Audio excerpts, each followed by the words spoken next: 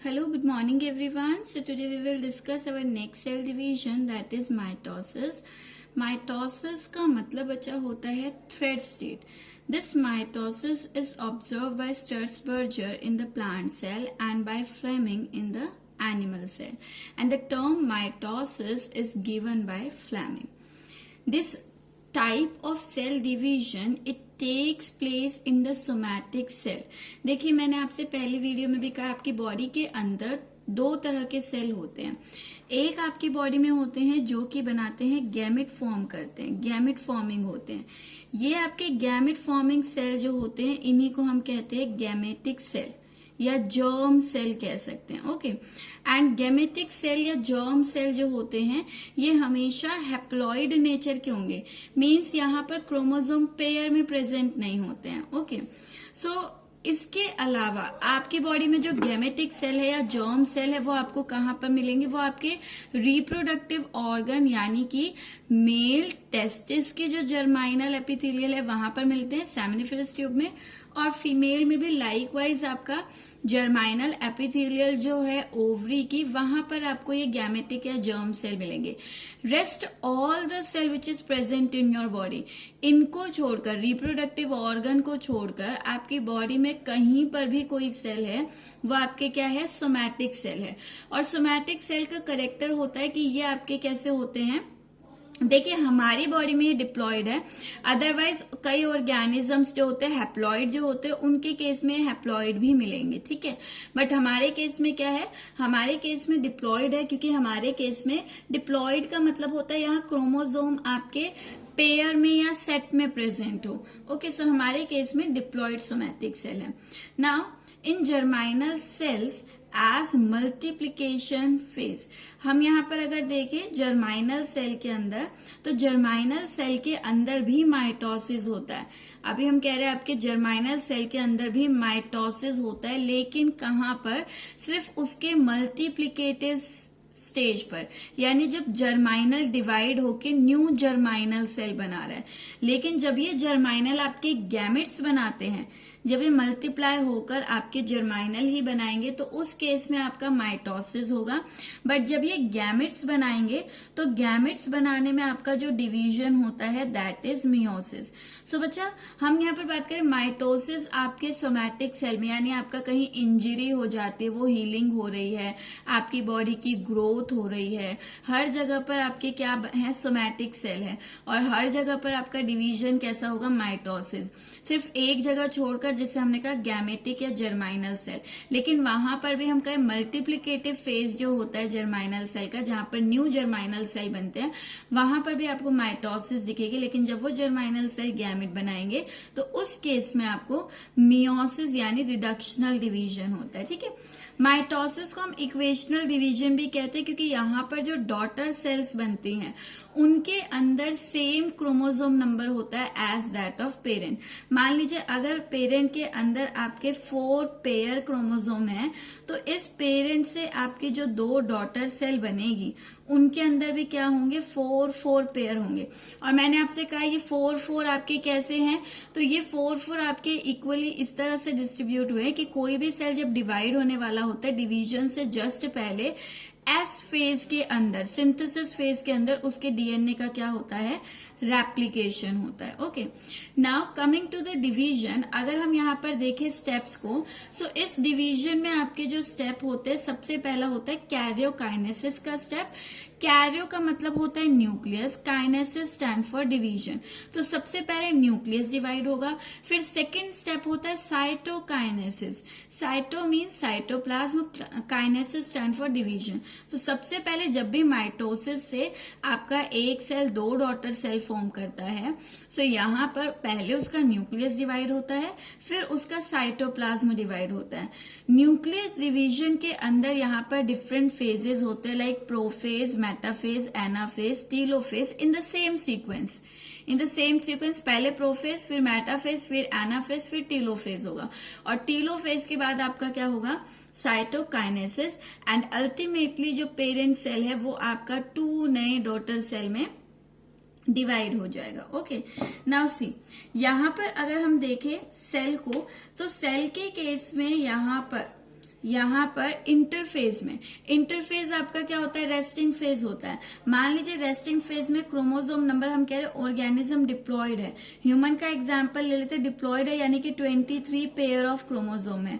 तो यहाँ पर जो सी वैल्यू होगी इंटरफेज के अंदर बच्चा आपका G1 G2 ये सारे फेज आ गए। तो इंटरफेज ओवर होने के बाद सी वैल्यू इसकी डबल हो जाती है। क्यों? इंटरफेज के अंदर एक एस फेज भी तो आया है और एस फेज में डीएनए का क्या हो चुका होगा, डुप्लीकेशन। तो हमने यहाँ पर कहा था C value total amount of DNA होता है कि हैप्लॉइड सेल के अंदर टोटल अमाउंट ऑफ डीएनए कितना है। तो अगर एन सेल है तो वहां पर सी वैल्यू सी होगी, 2n है तो 2c होगी। लेकिन आपका इंटरफेज के बाद आपका सेल डिप्लॉयड है बट वहां पर एस फेज की वजह से डीएनए डबल हो चुका है, इससे यहाँ 2c ना लिखकर हम क्या लिख रहे हैं, 4c लिख रहे हैं। ओके,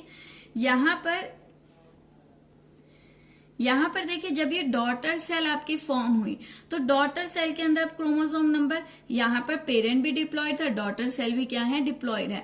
बट क्योंकि डीएनए कंटेंट आधा आधा हो चुका है तो अब हर सेल के अंदर सी वैल्यू क्या होगी, 2c। तो डिवीजन से जस्ट पहले इस सेल की सी वैल्यू यानी डीएनए बढ़ चुका था 4c, और जब डॉटर सेल आपका फॉर्म होगी तो वहां पर सी वैल्यू क्या मिलेगी आपको, हाफ यानी कि 2c मिलेगी। Now moving to the next, यहाँ पर अब हम इन स्टेप्स को डिटेल में पढ़ेंगे बच्चा। सो देखिए यहाँ पर आपका ये स्टेज है, ये आपका कंप्लीट सेल है, एक एनिमल सेल मैंने ड्रॉ किया है जहां पर ये आपका सेल है।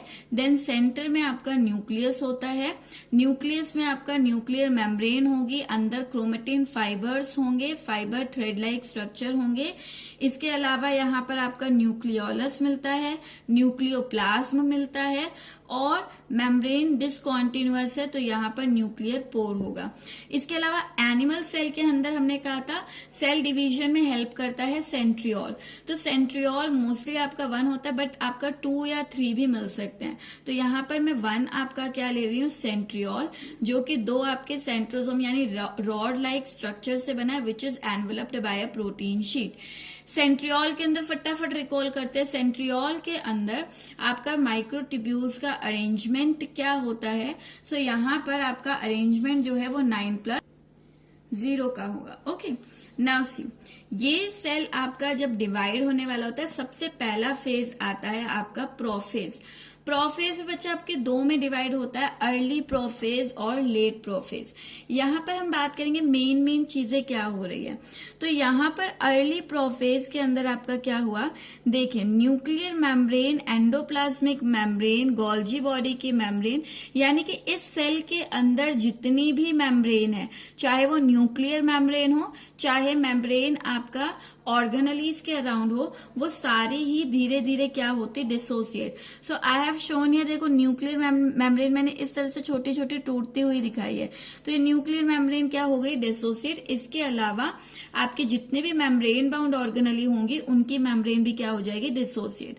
देन आफ्टर दिस सेंट्रियोल आपका इंटरफेज में सेंट्रियोल आपका डुप्लीकेट हो चुका है यानी कि डीएनए के साथ। सो यहाँ पर आपका देखिए सेंट्रियोल जो है वो माइग्रेट करने लगता है ऑपोजिट पोल पर।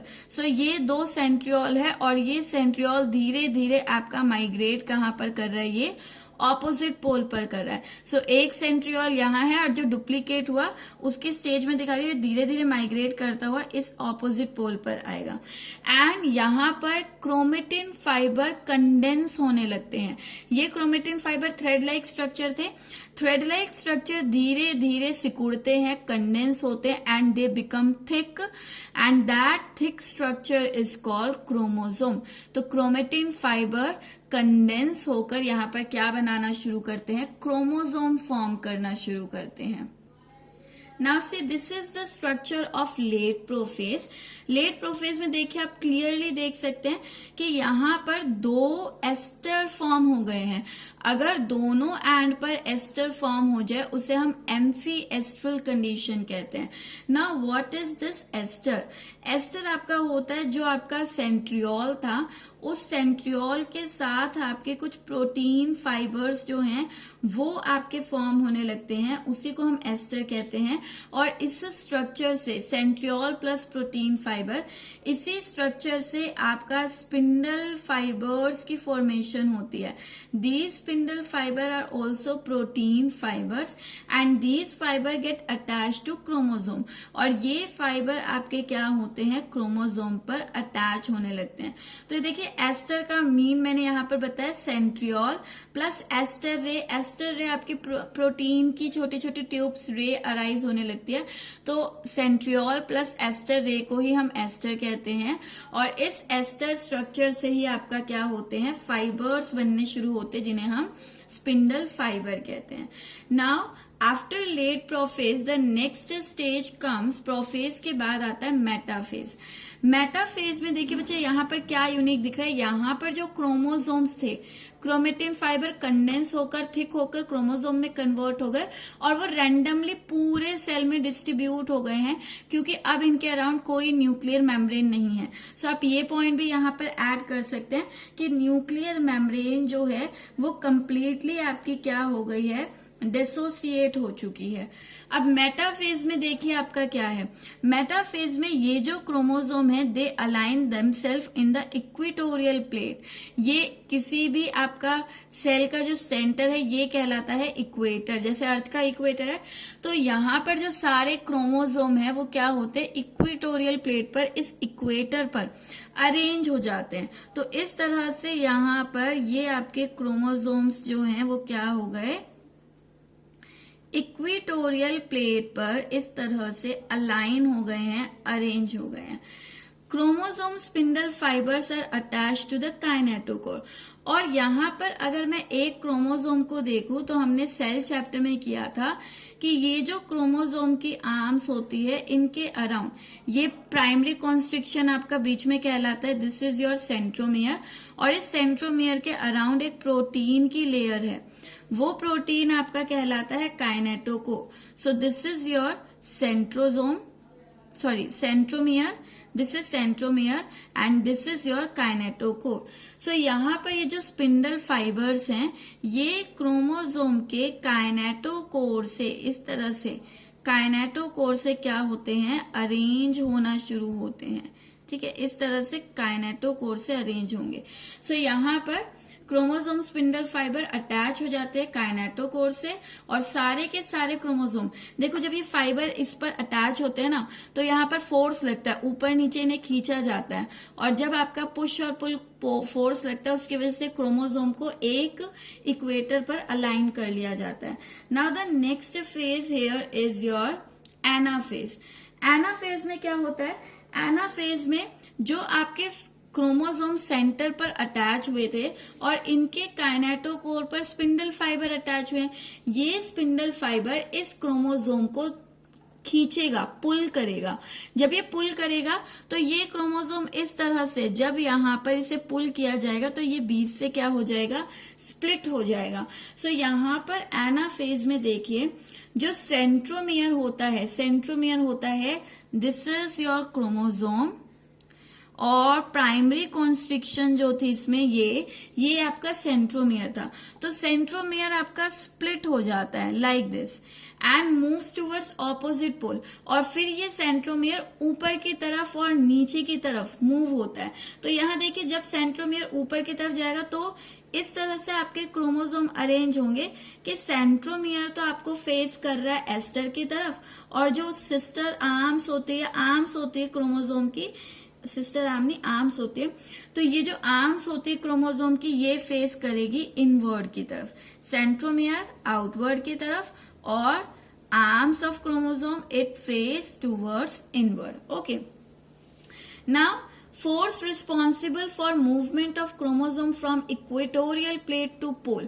यहाँ पर आपका इन क्रोमोसोम को अब इस इक्वेटोरियल प्लेट से कहाँ पर पोल की तरफ खींचा जा रहा है, तो यहाँ पर आपके कुछ फोर्सेस रिस्पॉन्सिबल होते हैं। जैसे कि आपका पहला फोर्स है contraction of chromosomal spindle fibre, यानी जो स्पिंडल फाइबर इनसे अटैच हैं, ये स्पिंडल फाइबर जब कॉन्ट्रैक्ट करेगा, इस तरह से कॉन्ट्रैक्ट होके छोटा होगा तो ये अपनी तरफ खींचेगा। इसी तरह से आपका stretching of interzonal fibre, interzonal fibre होता है कि कुछ आपके फाइबर्स तो इन क्रोमोसोम से अटैच होते हैं, कुछ आपके इस तरह से है जो क्रोमोसोम से अटैच नहीं है, ये आपके इस तरह से इंटरजोनल यानी इनके बीच में भी प्रेजेंट है। सिर्फ आपका यहाँ काइनेटोकोर से अटैच नहीं है, ये फाइबर जो कि दो आपकी आर्म्स के बीच में प्रेजेंट होते हैं, these are your interzonal fiber. So ये इंटरजोनल फाइबर भी क्या होने लगते हैं, स्ट्रेच होने लगते हैं। और यहाँ पर इस कंप्लीट स्ट्रेचिंग में या फोर्स में आपका जो एटीपी है उसका यूटिलाइजेशन होता है, यानी कि एक क्रोमोसोम को पोल की तरफ पुल करने में अप्रोक्सीमेटली आपके 30 एटीपी कंज्यूम होते हैं एक क्रोमोसोम के लिए। Okay, now see after this anaphase के बाद आपका आता है telophase. Telophase is just reverse of prophase. Prophase में जो जो चीजें आपका हुई थी उनको आपको जस्ट रिवर्स करते जाना है, तो वो आपका फेज क्या हो जाएगा, टीलोफेज हो जाएगा। सो देखिए यहाँ पर प्रोफेज के अंदर क्रोमोसोम जो है वो कंडेंस होकर chromatin fibre thread like structure वो कंडेंस होकर क्रोमोसोम में कन्वर्ट हुए थे। तो यहाँ पर अब जो ये क्रोमोसोम है ये डी कंडेंस होकर दोबारा से किस में कन्वर्ट हो जाते हैं, फाइबर्स में। प्रोफेज में न्यूक्लियर मेम्ब्रेन और सेल ऑर्गेनेलीज की मेम्ब्रेन डिसोसिएट हुई थी। यहाँ पर अब देखिए टीलोफेज में इस क्रोमेटिन फाइबर के अराउंड न्यूक्लियर मेम्ब्रेन जो है वो रीअसेंबल या रीअपियर होती है। ओके, देन आपका ये वाला हम कर ही चुके, क्रोमोसोम डीकंडेंस होकर आपके क्रोमेटिन फाइबर्स में कन्वर्ट हो जाएंगे। अब आते हैं एस्टर रे। एस्टर रे और जो स्पिंडल फाइबर है वो आपका क्या हो जाएगा, डिसोसिएट हो जाएगा। यानी कि अब देखो सेल को हम कंपेयर करते हैं, ये सारे एस्टर और ये सारे स्पिंडल फाइबर्स और जो एस्टर है ये डिसोसिएट हुए, पहले तो खत्म हुए, फिर ये जो क्रोमोसोम है वो यहाँ पर आपका डीकंडेंस होने लगे दोनों पोल पर। तो डीकंडेंस होने के साथ इनके अराउंड न्यूक्लियर मेम्ब्रेन बनना शुरू हुई और ये क्रोमोसोम आपके थ्रेड में कन्वर्ट हो गए। ओके, तो यहाँ पर देखिए दोनों पोल के क्रोमोसोम आपके थ्रेड में कन्वर्ट हो गए, न्यूक्लियर मेम्ब्रेन आपकी रीअपियर हो गई है। इसके बाद हमारा स्टेज आता है नेक्स्ट साइटोकाइनेसिस का। तो टीलोफेज के साथ साथ साइमल्टेनियस, ऐसा नहीं पहले टीलोफेज होगा उसके साथ साथ ही जब टीलोफेज चल रहा होता है तभी साथ साथ आपका क्या होता है, देखो ये टीलोफेज की स्टेज है, साथ साथ आपकी जो सेल मेम्ब्रेन है वो इनवर्ड की तरफ मूव होने लगती है और ये तब तक मूव होती है until the membrane meet with each other and ultimately यहाँ पर एंजाइम जो है वो इस मेम्ब्रेन को बीच से डिसोसिएट कर देंगे या फिर फोर्स की वजह से ये आपका पुल हो जाएगी और हमारे पास आपके क्या हो गए, साइटोप्लाज्म भी डिवाइड हो गया है and we will get the 2 daughter cell. So this is your complete stages of your mitosis division. Now if we see the significance of mitosis, ये माइटोसिस डिवीजन कहाँ चाहिए, तो मैंने इंट्रोडक्शन में ही बता दिया था कि आपकी ग्रोथ जहां पर हो रही तो वहां नए सेल ऐड होते हैं, वहां पर आपका माइटोसिस इक्वेशनल डिवीजन है कि जो नए सेल बन रहे उनके अंदर क्रोमोसोम बराबर रहना चाहिए जो कि हमारे पेरेंट सेल में था। इसके अलावा कहीं चोट लग जाती तो रिपेयर और रीजनरेशन के टाइम पर जो नए सेल बनते हैं वो भी आपके किससे बनते हैं, माइटोसिस डिवीजन से बनते हैं। ये माइटोसिस डिवीजन आपका हेल्प करता है क्रोमोसोम नंबर न्यू जनरेशन में मेंटेन रखने में। और ये माइटोसिस जो भी एसेक्सुअली रिप्रोड्यूसिंग ऑर्गेनिज्म है ना बच्चा, उनमें हमेशा आपका एसेक्सुअल रिप्रोडक्शन में हमेशा आपका क्या होगा, माइटोसिस होगा, क्योंकि वहां सिंगल पेरेंट इन्वॉल्व होता है और इसके अंदर जितना भी डीएनए है या क्रोमोसोम है उतना ही डॉटर सेल में आपका मूव होना चाहिए। अगर आपका यहाँ रिडक्शन डिवीजन हुआ ना तो जनरेशन आफ्टर जनरेशन डीएनए कम हो जाएगा और ये स्पीसीज आपका सर्वाइव नहीं कर पाएगी। तो जहां एक ही पेरेंट इन्वॉल्व हो ना तो उस पेरेंट में जितने क्रोमोसोम नंबर है सेम आपके नेक्स्ट प्रोजेनी में ट्रांसफर होने चाहिए, तो वहां एसेक्सुअल में भी हमेशा क्या होता है, माइटोसिस। वेजिटेटिव रिप्रोडक्शन भी एक तरह की एसेक्सुअल रिप्रोडक्शन है प्लांट के अंदर, तो यहां पर भी आपका क्या होगा, mitosis division. Now if we compare mitosis in animal and plant cell, then what is the difference here, यहाँ पर क्या डिफरेंस होता है। सो यहाँ पर स्ट्रक्चर ऑफ सेल में अगर हम देखें तो यहाँ पर एनिमल के अंदर जो सेंट्रोजोम या सेंट्रियोल है वो आपका हेल्प करता है एस्टर या स्पिंडल फाइबर फॉर्म करने में, लेकिन प्लांट के अंदर सेंट्रियोल या सेंट्रोजोम जो है वो आपका क्या होता है, एब्सेंट। देन आपका प्रोफेज अगर हम देखें, प्रोफेज में एनिमल सेल के अंदर 2 एस्टर बन गए थे और ये एस्टर किसने बनवाया, सेंट्रियोल ने। तो जब यहाँ पर आपका सेंट्रियोल सेंट्रोजोम नहीं है तो यहाँ कोई एस्टर फॉर्मेशन नहीं होगी, और जो cell without aster formation divide हो उन्हें हम कहते हैं एन एस्ट्रल डिवीजन। और यहाँ पर क्योंकि 2 बने हैं तो 2 के लिए एम्फी टर्म यूज किया जाता है, amphi astral condition. Now if we see the anaphase here, तो यहाँ पर साइटोकाइनेसिस स्टार्ट हो जाता है। जैसे मैंने कहा ना टीलोफेज में ही मूव होने लगती है इनवर्ड, तो टीलोफेज में नहीं, लेट एनाफेज में।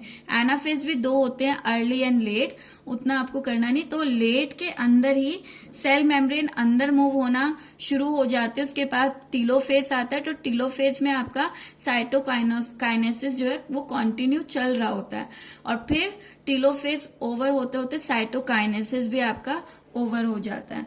तो यहाँ पर साइटोकाइनेसिस एनाफेज पर ही स्टार्ट हो गया था, जबकि प्लांट के अंदर ये एनाफेज पर स्टार्ट नहीं होता है। देन यहाँ पर लास्ट आपका डिफरेंस जो है, साइटोकाइनेसिस में प्लाज्मा मेम्ब्रेन जो है इनवेजिनेशन शो करती है एनिमल में, यानी अंदर की तरफ मुड़ी, जैसा कि अभी हमने पढ़ा।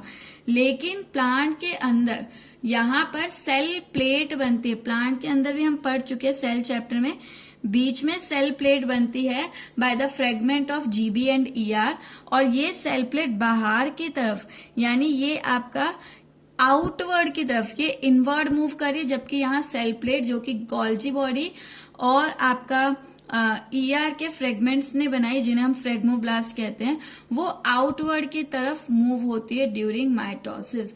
सो this is the difference between the mitotic division of animal cell and plant cell. I hope this is clear to you. Now in the next part of video we will discuss the next type of cell division, that is meiosis. Thank you.